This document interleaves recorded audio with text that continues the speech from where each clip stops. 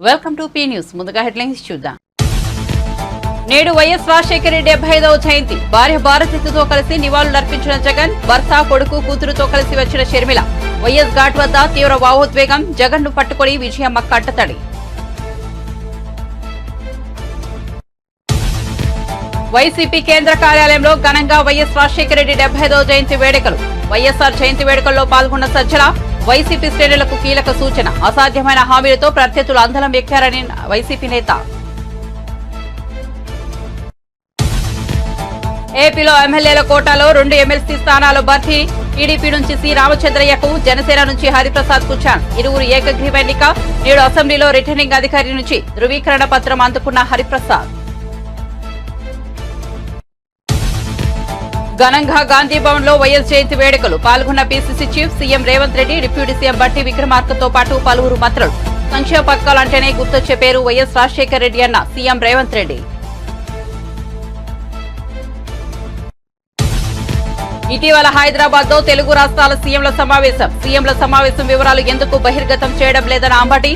ఈ సమావేశంపై చాలా ప్రశ్నలకు సమాధానం లేదని వెల్లడి.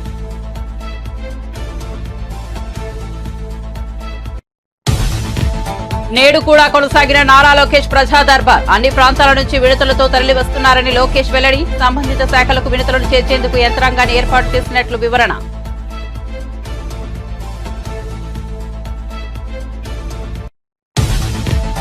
ఏపీలో కొన్ని జిల్లాలోని స్టాక్ పాయింట్ల నుంచి ఉచిత ఇసుక సరఫరా మొదలుపెట్టిన మంత్రులు. కొత్త విధానం రూపకల్పన వరకు ఉచిత ఇసుక సరఫరాకు మార్గదర్శకాల జారీ. ఇసుకపై రాష్ట్ర ప్రభుత్వం శ్వేతపత్రం విడుదల.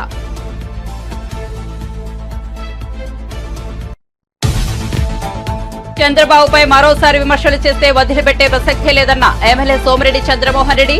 ముఖ్యమంత్రుల సమావేశంపై మాజీ మంత్రి కాకాని వ్యాఖ్యలు చేయడం సరికాదని హితవు. కాకాని అక్రమాల అవినీతిపై విచారణ చేయిస్తామన్న సోమిరెడ్డి.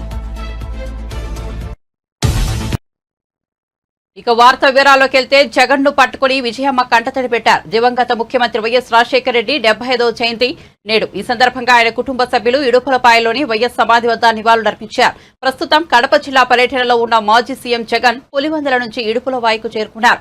తన తల్లి విజయమ్మ, భార్య భారతితో కలిసి ఆయన వైఎస్ ఘాట్ వద్ద నివాళులర్పించారు. ఈ క్రమంలో జగన్ ను ఆలింగనం చేసుకుని విజయమ్మ కంటతడి పెట్టారు. వైసీపీ అధికారాన్ని కోల్పోయిన తరువాత జగన్, విజయమ్మ కలిసి కనిపించడం ఇదే తొలిసారి కావడం గమనార్హం.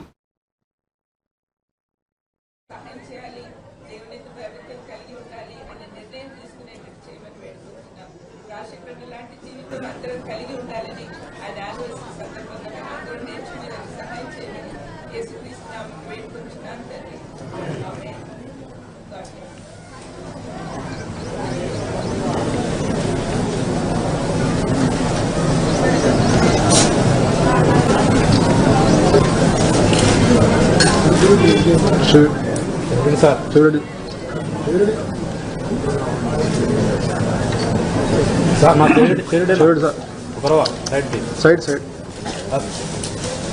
సార్.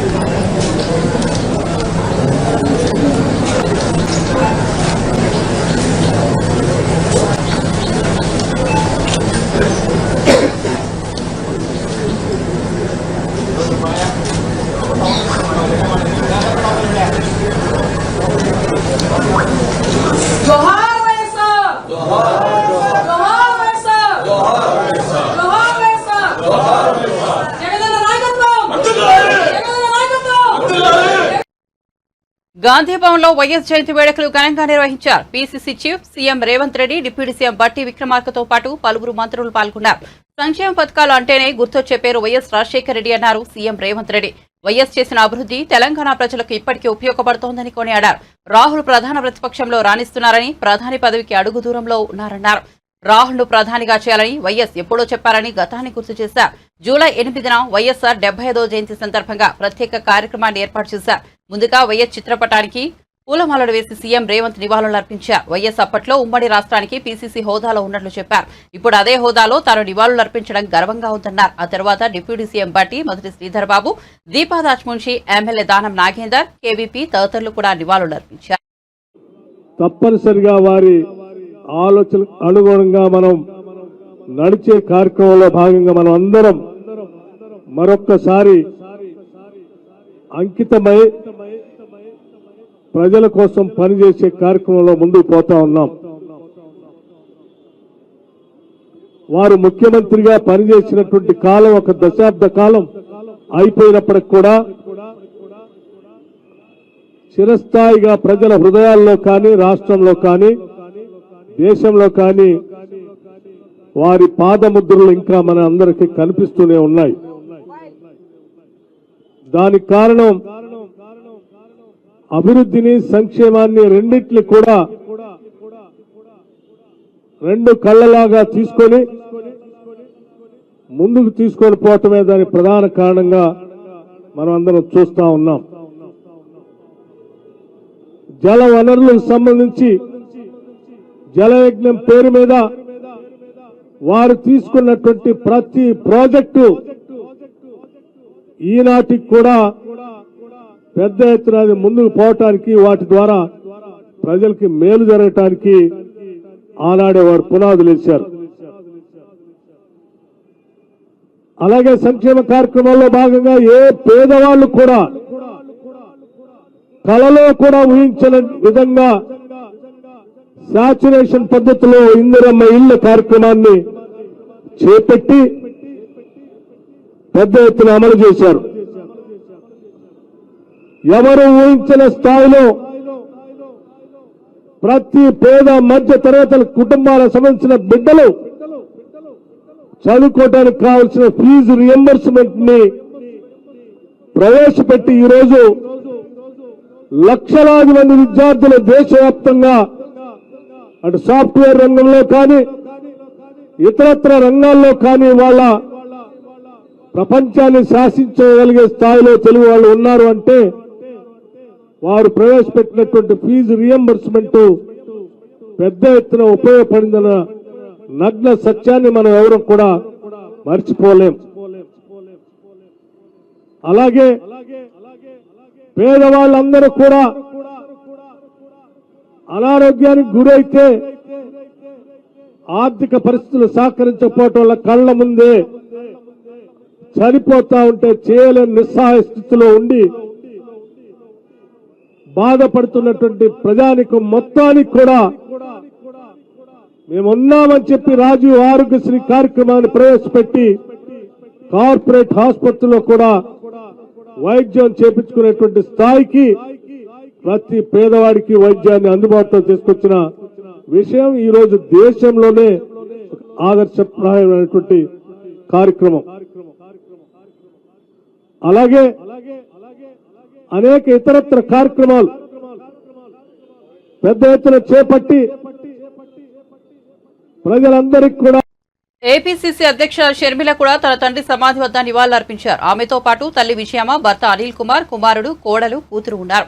జగన్ తో పాటు పలువురు మాజీ ఎమ్మెల్యేలు, ఎంపీలు కూడా వచ్చారు.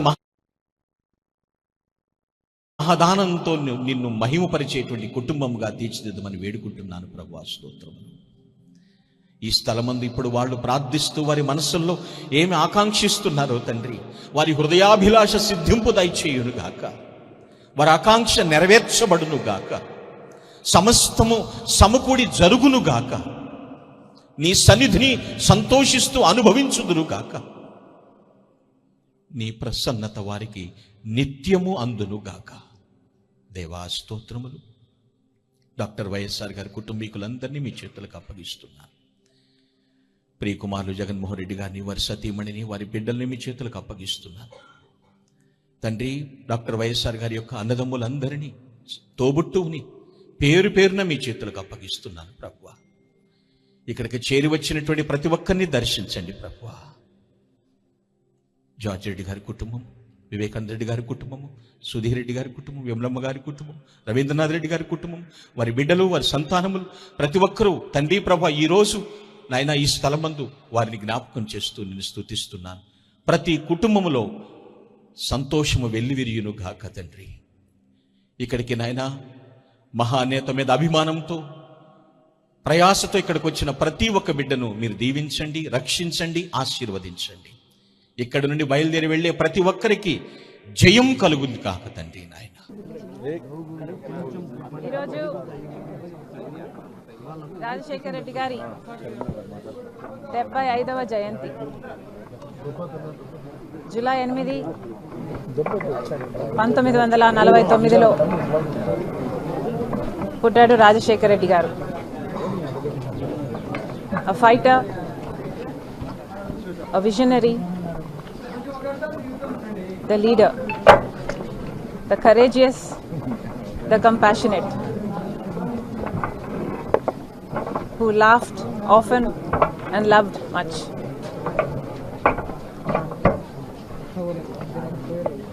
లీడర్ అంటే ఇలా ఉండాలి అని ఆదర్శంగా నిలిచి చూపించిన నాయకుడు.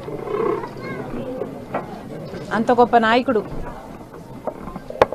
అంత గొప్ప పరిపాలన అందించాడు కాబట్టే ఆయన చావు వార్తను తట్టుకోలేక, ఆ నిజాన్ని జీర్ణించుకోలేక ఆయన వెనకాలే దాదాపు 700 మంది చనిపోయారు అంటే ఇంకా ఆయన గురించి వేరే చెప్పనవసరం లేదు. ఈరోజు రాజశేఖర రెడ్డి గారి జయంతి జరుపుకుంటున్న రాజశేఖర రెడ్డి గారి అభిమానులందరికీ, తెలుగు రాష్ట్ర ప్రజలందరికీ రాజశేఖర రెడ్డి గారి 75వ జయంతి శుభాకాంక్షలు.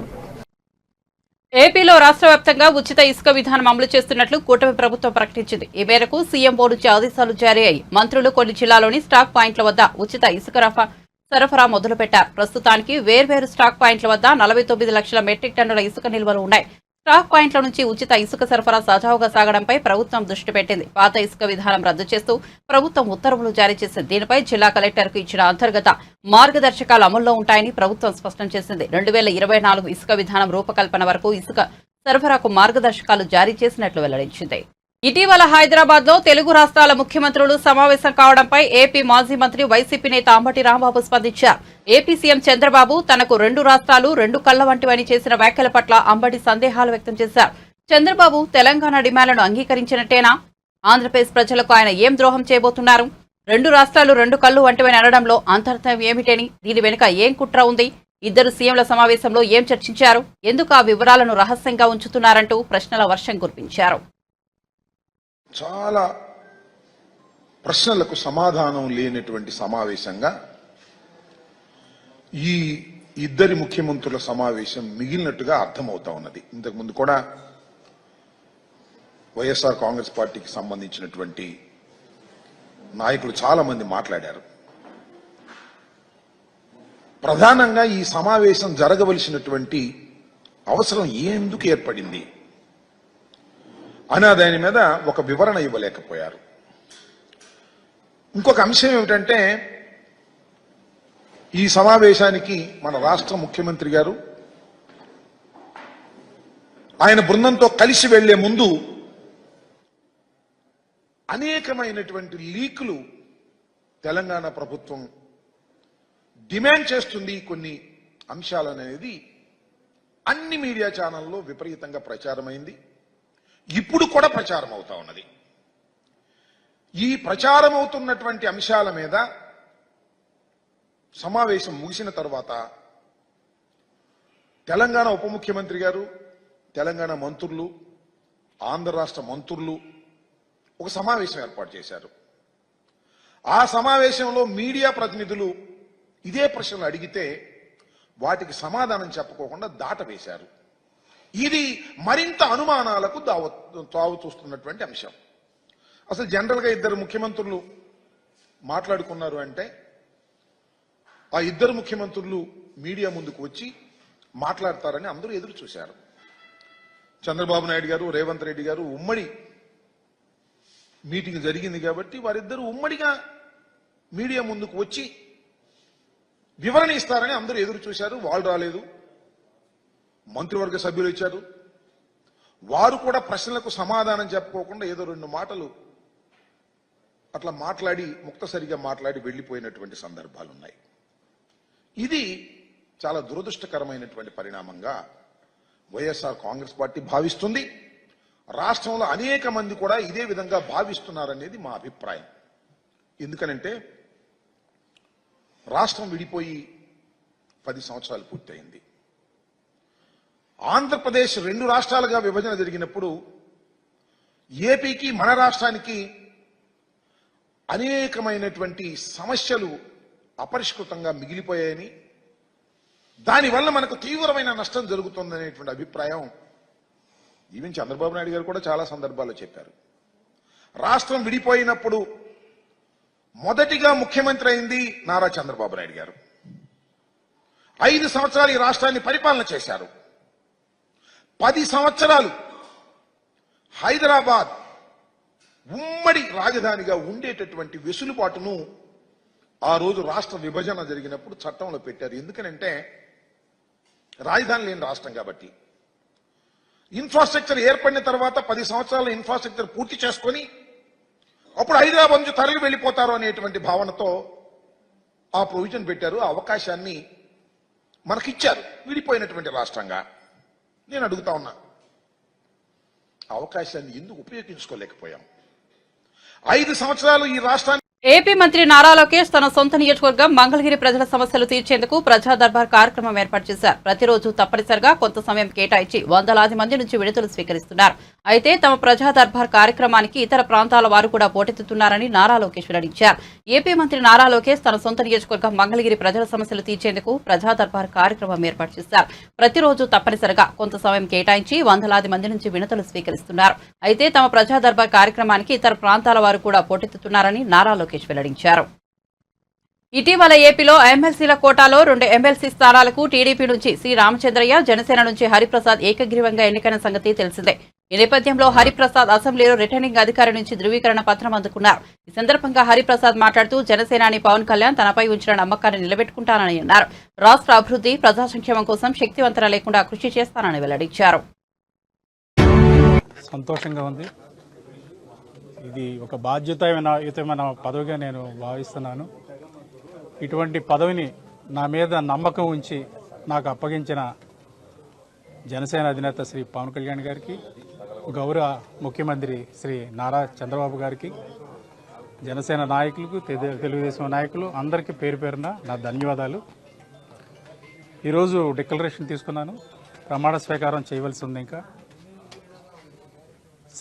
ఫస్ట్ సెషన్ ప్రారంభం అవటం ఇంకా కొన్ని రోజులు సమయం ఉంది. డేట్ ఇంకా ఫిక్స్ కాలేదు. ఈ సమయం కౌన్సిల్ గురించి మరింత లోతుగా అధ్యయనం చేయడానికి నాకు ఉపయోగపడుతుందని భావిస్తున్నాను.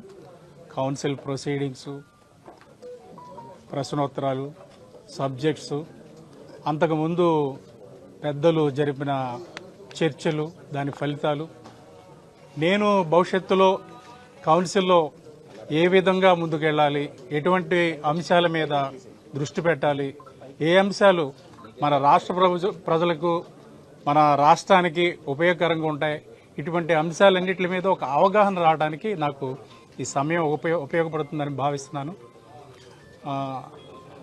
నాదైన కృషిని ఈ రాష్ట్ర అభివృద్ధి కోసం, ఈ రాష్ట్ర ప్రజల సంక్షేమం కోసం తప్పకుండా శక్తివంచన లేని కృషి జరుపుతున్నానని మీడియా ముఖంగా నేను అందరికీ సవివీనంగా మనం చేస్తున్నాను. ధన్యవాదాలు. వైఎస్ఆర్సీపీ పాలన ఏపీలో ఎమర్జెన్సీని తలపించిందని ఎంపీ దగ్గుపాటి పురంధేశ్వరి వ్యాఖ్యలు చేశారు. రాజమండ్రిలో జరుగుతున్న బీజేపీ రాష్ట్ర కార్యవర్గ సమావేశంలో ఎంపీ మాట్లాడుతూ జగన్ పాలనలో హిందూ దేవాలయాలపై దాడులు జరిగాయన్నారు. జగన్ ఎంత నొక్కేశారో ప్రజలు గమనించి ఎన్నికల్లో ఓడించారని తెలిపారు. బాధ్యతతో మెలుగుతూ ఏపీ అభివృద్ధికి సహకరిద్దామని ఎంపీ పురంధేశ్వరి వెల్లడించారు. మరి రాష్ట్ర ప్రజలకి, దేశ ప్రజలకి కూడా ఈ సమావేశ మాధ్యమంగా నేను తెలియజేస్తున్నాను. ఇవాళ ప్రజలు మనకి ఇంత పెద్ద ఎత్తున ఓటు వేశారంటే ఇది కేవలం ఎన్డీఏ కూటమికి వేసినటువంటి ఓటు కాదు. ఇది ప్రత్యక్షంగా కూటమికి వారు ఓటు వేసినా కూడా ఇది పరోక్షంగా వికసిత్ భారత్కి, అదేవిధంగా స్వీయ ఆధారిత భారత్కి, ఆత్మనిర్భర్ భారత్కి ప్రజలు వేసినటువంటి ఓటు అని చెప్పి మనం అందరం కూడా ఇక్కడ గమనించాలి. గడిచిన 10 సంవత్సరాల కాలం ఏదైతే ఎన్డీఏ కూటమి కేంద్రంలో అధికారంలో ఉన్నదో ఆ కూటమి అద్భుతమైనటువంటి పరిపాలనని దేశానికి అందించినటువంటి సందర్భంలో, ప్రజా సంక్షేమ పాలనని ప్రజలకు అందించినటువంటి నేపథ్యంలో, అవినీతి రహిత పాలన ప్రజలకు అందించినటువంటి తీరుని గమనించి ప్రజలు ఇవాళ ఎన్డీఏ కూటమికి వారి ఆశీర్వాదాన్ని అందించారు అని అంటే ఇది ఒక రకంగా ఎన్డీఏ కూటమి అనుసరిస్తున్నటువంటి వైఖరికి ఆమోద ముద్ర వేశారు అని చెప్పి మనం అందరం కూడా ఇక్కడ గమనించాలి. ఎన్డీఏ పరిపాలన సందర్భంలో దేశంలో అద్భుతమైనటువంటి ప్రగతి మన దేశం సాధించింది. ప్రపంచంలో స్థూలోత్పత్తి ఏదైతే ఉన్నదో అది కేవలం 3% ఉంటే మన భారతదేశ ప్రగతి 7-8% ప్రగతిని సాధించింది అంటే అది మన ఎన్డీఏ ప్రభుత్వం అనుసరించినటువంటి వైఖరి, వారు అనుసరించినటువంటి విధానాలే అని చెప్పి మనం అందరం కూడా ఇక్కడ గుర్తించవలసినటువంటి అవసరం ఉన్నది అని చెప్పి తెలియజేస్తున్నారు. ప్రపంచంలో 11వ ఆర్థిక శక్తి భారతదేశం అని చెప్పి ప్రజలు చెప్పేవారు. అటువంటి ఆర్థిక శక్తిని 11వ స్థానం నుండి 5వ స్థానానికి తీసుకొచ్చినటువంటి ఘనత నరేంద్ర మోడీ గారి నాయకత్వంలో ఉన్నటువంటి ఎన్డీఏ ప్రభుత్వానికే ఇది సాధ్యమైంది అని చెప్పి మనం గమనించాలి. 5వ ఆర్థిక శక్తిగా ఇవాళ ప్రపంచంలో భారతదేశం గుర్తింపు చెందినటువంటి సందర్భంలో మరి దాని యొక్క పర్యవసానం ఏ విధంగా మన దేశం మీద ఉన్నది అనేటువంటి విషయాన్ని కూడా మనం ఒక్కసారి విశ్లేషించుకోవలసినటువంటి అవసరం చాలా ఉంది. 5వ ఆర్థిక శక్తిగా ఎదిగినటువంటి భారతదేశం ఇవాళ ఆ స్థాయికి ఎదగలిగింది కాబట్టి దేశంలో 4 కోట్ల మంది పేదలకి ఇళ్ళు ఇవ్వగలిగింది. అదేవిధంగా 10 కోట్ల మంది పేదలకి మరి టాయిలెట్ల నిర్మాణం చేసి మరుగుదొడ్ల నిర్మాణం. తెలుగు రాష్ట్రాల ప్రయోజనాల కోసమే AP CM Chandrababu Telangana CM Revanth Reddy భేటీ అయ్యారని సర్వేపల్లి టీడీపీ ఎమ్మెల్యే సోమిరెడ్డి చంద్రమోహన్ రెడ్డి అన్నారు. ఒక్క అడుగు తగ్గి సీఎం చంద్రబాబే హైదరాబాద్ కు వెళ్లారని తెలిపారు. కేసుల కారణంగా కేంద్రం నుంచి వాటాలు తేలేకపోయామని చెప్పారు. విభజన అంశాలపై ముఖ్యమంత్రుల సమావేశంపై మాజీ మంత్రి వైసీపీ నేత కాకాని వ్యాఖ్యలు విమర్శలు చేయడం సరికాదని హితవు పలికారు. మరోసారి చంద్రబాబుపై నోరు పారేసుకుంటే చూస్తూ ఊరుకోమని హెచ్చరించారు. ఇప్పుడు ఏంటంటే ఆయనకి డ్రగ్స్ అని ఎందుకు వచ్చిందంటే, అరే దాని మీద 2 అడిషనల్ డీజీపీలను వేస్తే ఈ రాష్ట్రంలో ఒకరు మంత్రిగా ఉండి ఒక రేవ్ పార్టీలో మంత్రిగా ఉండి రేవ్ పార్టీలో స్టిక్కర్ దొరికింది, పాస్పోర్ట్ దొరికింది. వాళ్ళు ఏదో కాళ్ళు పట్టుకొని దాన్ని కొంచెం ఆపుకున్నట్టుండవు, కానీ ఆగదు. ఆ భయమా నీకు? రేవ్ పార్టీలో నువ్వు రెడ్ హ్యాండ్గా నీ దొరికింది, నీ కార్ పాస్ దొరికింది. అదేంది జిరాక్స్ కాపీ అంటావు నువ్వు? 2023 సంవత్సరం 2000 సంవత్సరానికి ఒకసారి ఇస్తారు 3 కార్ పాసులు. దాంట్లో 23 2023 పాస్, అది యాజ్ టీజ్గా వాడుకున్నారు. అది బహుశా ఆ భయంతో కాకాని డ్రగ్స్ గురించి మాట్లాడతాడు. 2 ముఖ్యమంత్రులు చిన్న బిడ్డలు ఆ డ్రగ్స్తో నాశనం అయిపోతున్నారు వాళ్ళ జీవితాలు అని చెప్పి ప్రత్యేకంగా చర్య తీసుకోవాలని. చెడిపోయింది మీ టైంలో. ఆంధ్ర రాష్ట్రం డ్రగ్స్ ఎక్కడిగా ఉంటే అక్కడ దొరికే పరిస్థితి వచ్చింది. పిల్లల జీవితాలను నాశనం చేశారు మీరు. దాన్ని కంట్రోల్ చేయాలంటే దాన్ని కూడా కూస్తావు నువ్వు. ఇటువంటి మనుషులు సరే. ఇంకా నీ సంగతి ఒక కల్తీ మద్యం, ఒక నకిలీ పత్రాలు, ఇంకా డాష్ డాష్ డాష్. లాస్ట్ 5 ఇయర్స్లో గోవర్ధన్ రెడ్డి కాకాని గోవర్ధన్ రెడ్డి దోచుకున్నవి, సిస్టమ్స్ కొలాప్స్ చేసినాయి. ఒక ఎన్ఆర్ఈజేస్ నుంచి, ఒక ఇరిగేషన్ ఫండ్స్ నుంచి, ఒక ఇసుక నుంచి, ఒక ఎర్రమట్టి నుంచి, ఒక తెల్లమట్టి నుంచి, మట్టి నుంచి ఆగ్రహణ తెల్లరాయి వరకు, అక్కడున్న టోల్ గేట్ల వరకు దేంట్లో వదిలిపెట్టాం. గుర్తుపెట్టుకో, డెఫినెట్గా అనుభవిస్తావు. మీరు చేసిన దోపిడీ, మీరు చేసిన దుర్మార్గాలు, 100 మందిని మా వాళ్ళని సర్వేపల్లిలో జైలుకి పంపించావు. 100 మంది 1000 మంది మీద తప్పుడు కేసులు పెట్టావు, 1000 మంది మీద పెట్టావు. ఈరోజు అనుభవిస్తావు. ఇప్పటికి ఎంతమంది సస్పెండ్ అయినారు, ఇంకెంతమంది అవుతారు? నీ పాపానికి ఎంతమంది అధికారులు సస్పెండ్ అవుతారు, ఎంతమంది జైలుకు పోతారో చూస్తాం. కమింగ్ 1 year 2 yearsలో చూస్తాం, వదిలిపెట్టే ప్రసక్తిలా. ఏదేమైనా నిన్న ఇద్దరు ముఖ్యమంత్రులు కలుసుకోవటం నాకు చాలా సంతోషం వేసింది. నేను ట్వీట్లో కూడా పెట్టా, ఇప్పటిదాకా ముఖ్యమంత్రులు ఒకరు ప్యాలెస్కి ఒకరు ఫామ్ హౌస్కి పరిమితం అయితే ప్రజానాయకులు అనిపించుకున్నారు. చంద్రబాబు నాయుడు గారు, రేవంత్ రెడ్డి గారు ఒక రోల్ మోడల్గా నిలిచారు దేశంలో. రోల్ మోడల్గా ఆయన కాంగ్రెస్ అని చెప్పి ఈయన ఇంట్లో కూర్చోలే, ఈయన తెలుగుదేశం అని ఆయన ఇన్వైట్ చేయకుండా ఆపలా. వయసులో చిన్నోడైనా చంద్రబాబు నాయుడు నేనే వస్తా, మా రాష్ట్ర సమస్యలు ఉన్నాయి, ఈ 2 రాష్ట్రాలు తెలుగు వాళ్ళ రాష్ట్రాలు, వాటిని పరిష్కరించుకొని 2 రాష్ట్రాలు ముందుకు పోవాలని ఒక మంచి మెసేజ్ ఇచ్చాడు చంద్రబాబు నాయుడు గారు. దాన్ని చూసి అభినందించాలా. ప్యాలెస్లో కూర్చునే వాళ్ళకి ఏం తెలుస్తుంది ప్రజల కష్టాలు? ప్యాలెస్లో చెట్లు నరకాలా, షాపులు ముయ్యాలా, ఒక నియంత బతుకు నీది. పాపాలు చూపించావు ప్రజలకి జగన్మోహన్ రెడ్డి. నువ్వు ఇప్పుడు ఆయన ఒక ఈ ముఖానికి అసలు అది కూడా తెలీదు. ఆ నోట్ అంతా సాక్షి పేపర్ నుంచి వచ్చింది, అక్కడి నుంచి సజ్జల కుమారుడి దగ్గర నుంచి వచ్చింది. దాన్ని చదువుతా కూర్చున్నాడు 1 గంట సేపు కాకని.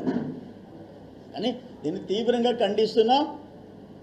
నేను చెప్తుండా, ఇంకా నోరు పారేసుకుంటే, బాబు గారి మీద నువ్వు నోరు పారేసుకుంటే నిన్ను వదిలిపెట్టే ప్రసక్తిలా.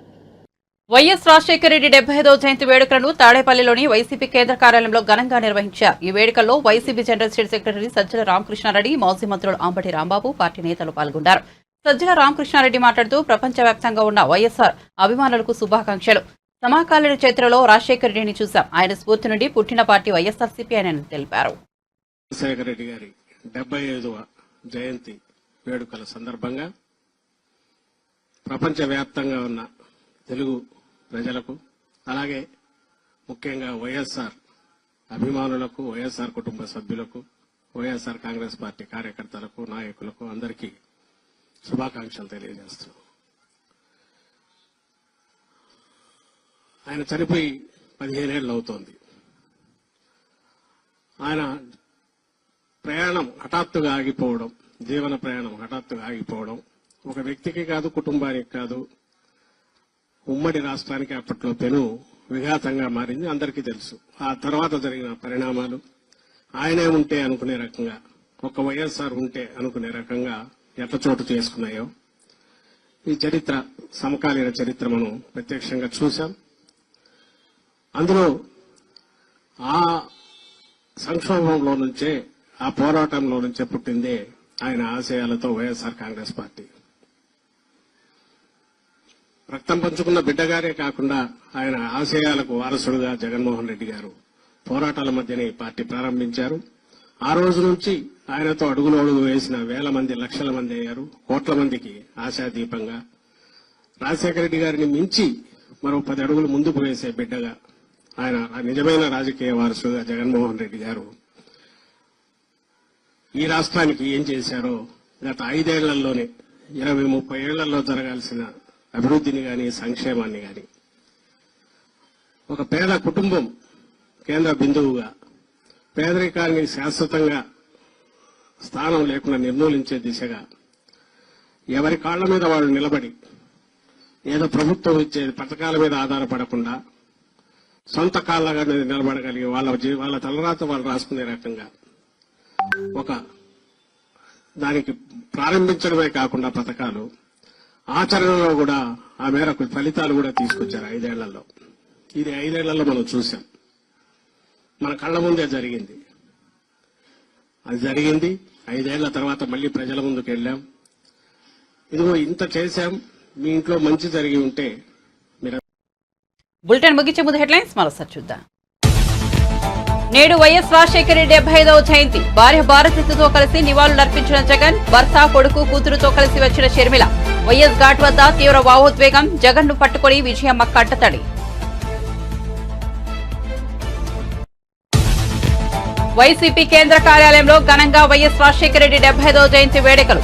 వైఎస్ఆర్ జయంతి వేడుకల్లో పాల్గొన్న సజ్జల. వైసీపీ శ్రేణులకు కీలక సూచన. అసాధ్యమైన హామీలతో ప్రత్యర్థులు అందలం ఎక్కారని వైసీపీ నేత. ఏపీలో ఎమ్మెల్యేల కోటాలో 2 ఎమ్మెల్సీ స్థానాలు భర్తీ.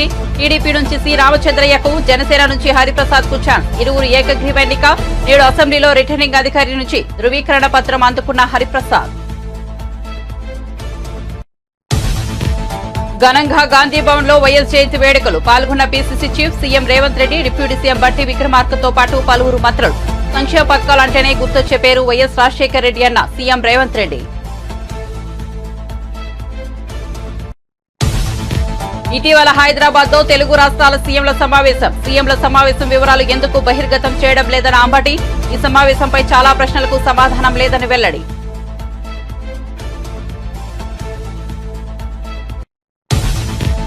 నేడు కూడా కొనసాగిన నారా లోకేష్ ప్రజా దర్బార్. అన్ని ప్రాంతాల నుంచి విడతలతో తరలి వస్తున్నారని లోకేష్ వెల్లడి. సంబంధిత శాఖలకు విడతలను చేర్చేందుకు యంత్రాంగాన్ని ఏర్పాటు చేసినట్లు వివరణ.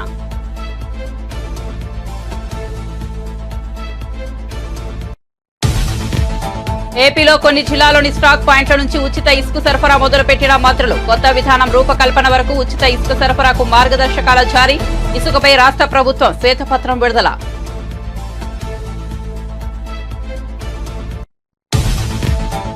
చంద్రబాబుపై మరోసారి విమర్శలు చేస్తే వదిలిపెట్టే ప్రసక్తే లేదన్న ఎమ్మెల్యే సోమిరెడ్డి చంద్రమోహన్ రెడ్డి. ముఖ్యమంత్రుల సమావేశంపై మాజీ మంత్రి కాకాని వ్యాఖ్యలు చేయడం సరికాదని హితవు. కాకాని అక్రమాల అవినీతిపై విచారణ చేయిస్తామన్న సోమిరెడ్డి. మరిన్ని అప్డేట్స్ కోసం చూస్తూనే ఉండండి పీ న్యూస్.